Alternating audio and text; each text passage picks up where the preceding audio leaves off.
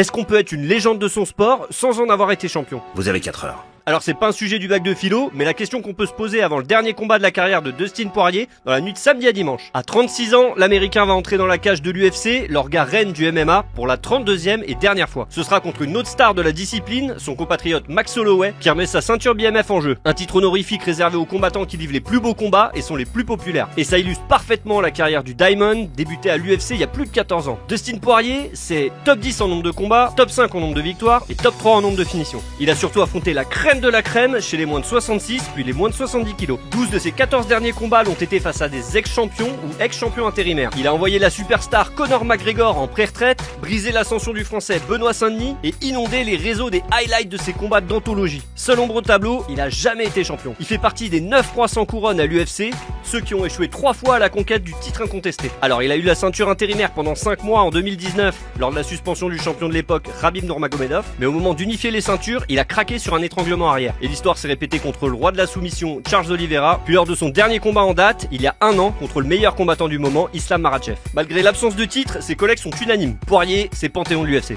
Man, he's an absolute legend, man. He is probably one of the better fighters ever on the roster that never won the actual title. He's one of the biggest legends in this sport. So he's certain Hall of Fame. Et toi, tu le mets où Poirier dans l'histoire du MMA? Dis-nous ça en commentaire et ne manque surtout pas sa dernière danse contre Max Holloway dans la nuit de samedi à dimanche sur RMC Sport 1.